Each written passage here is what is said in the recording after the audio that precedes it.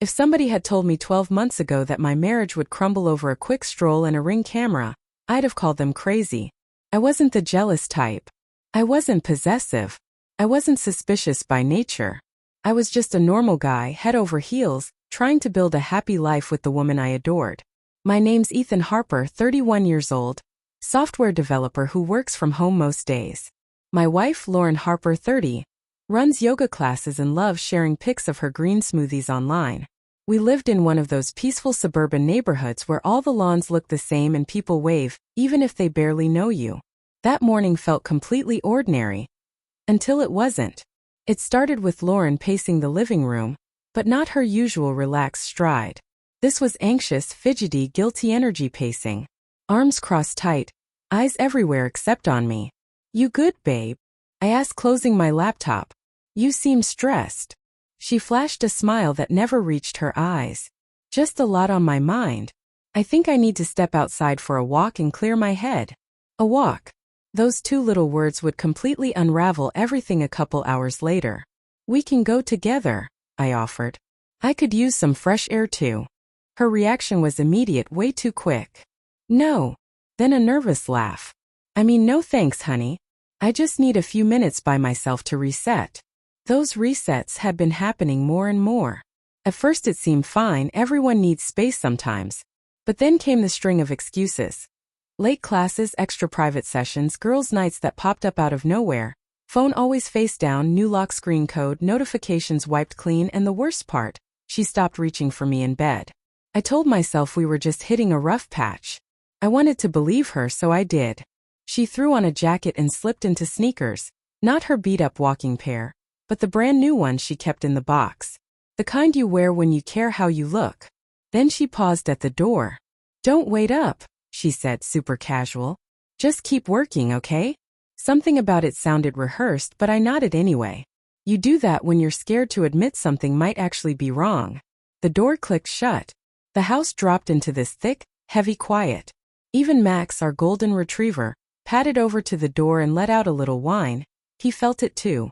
I tried to work, answered emails, fixed a couple bugs, hopped on a quick call. But my brain wouldn't let go of her nervous laugh, the way she practically jumped when I offered to come along. 2 hours. No text. No call. No heading home. Nothing. I finally pushed back from my desk, stretched, and headed to the kitchen for water. That's when my phone lit up. Doorbell motion detected. Usually I ignore those, Amazon drop-off, neighbor's cat, whatever. But something twisted in my gut, and I tapped the alert. A still image loaded. The edge of our front porch, timestamped just minutes ago. I pressed play. The video started empty. Then Lauren walked into frame from the left. Except this wasn't the same woman who'd left the house earlier. Hair fixed, makeup fresh, walking with purpose, like someone heading to a date she was excited about. Then I saw it. A dark blue sedan easing up to the curb, barely caught by the camera's edge. Passenger window slid down. Leaned across the seat.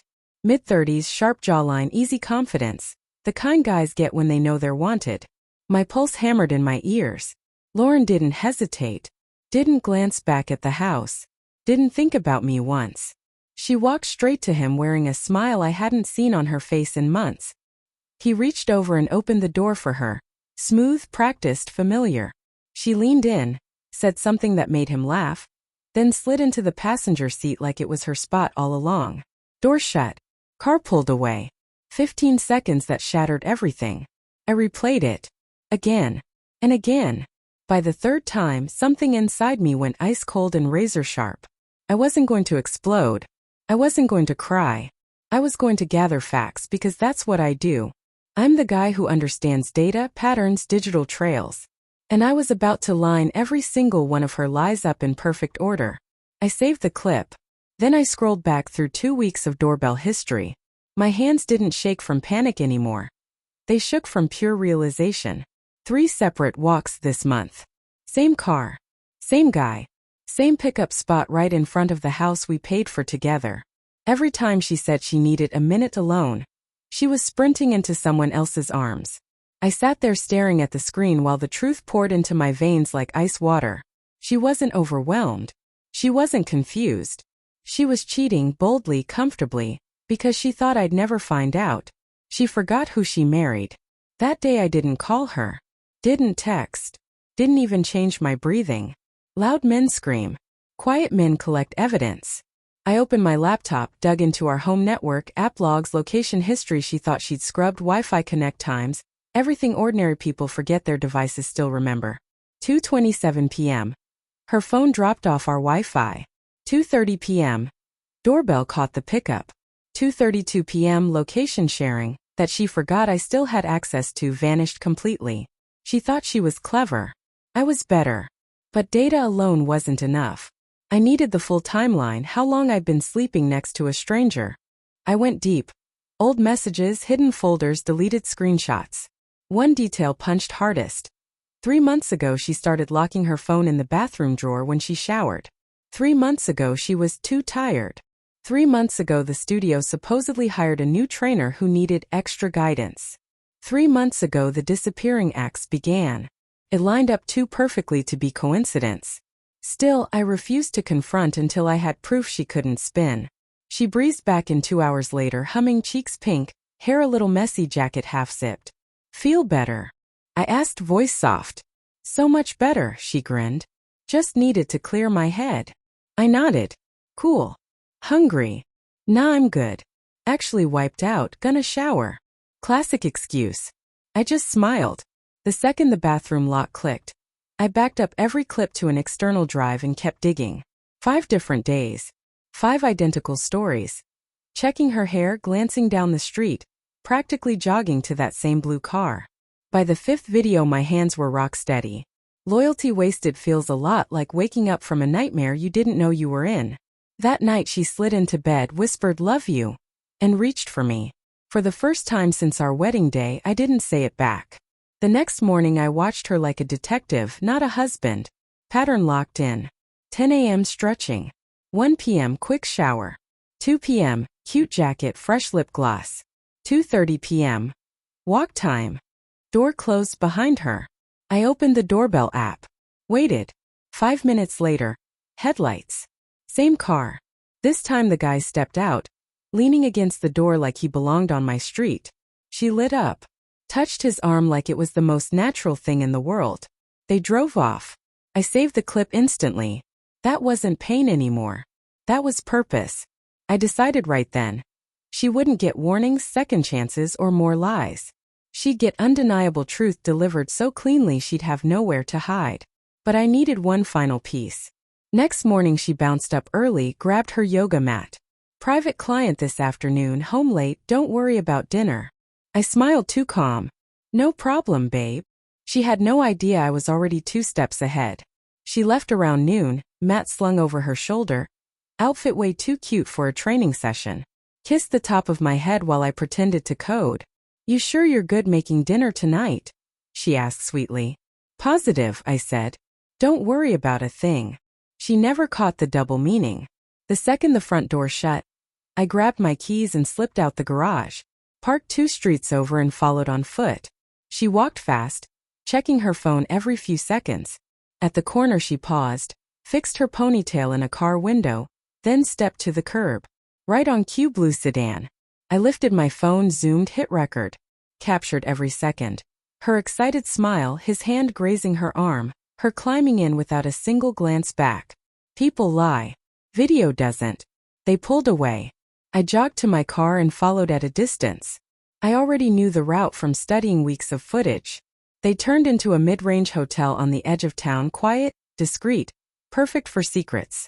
I parked behind tall shrubs, phone still recording. Watched her fix her hair, laugh at something he said. Lean into the hand he placed on her lower back. That was everything I needed. I left before they hit the lobby. Drove home strangely calm. Like the storm had already passed and I was walking through the clear air after. That afternoon I compiled it all. Doorbell clips, parking lot video, location logs, timestamps, organized like a courtroom exhibit. At 7 p.m. she walked in smelling like his cologne. Long session. I called from the kitchen. She froze for half a second. Yeah, client needed extra work. Hungry? I asked, chopping vegetables. Actually already ate, at the cafe. The lie hung in the air so thick I almost laughed. I wiped my hands, leaned against the counter, thinking about sending the family a little video update tonight. Something real and honest. Her face flickered. Video of what? I just smiled. Everything they deserved to know. She claimed a headache and went to bed early. I stayed up, TV glow on my face, editing the final file. Every damning second stitched together into one airtight story. Midnight. She mumbled in her sleep.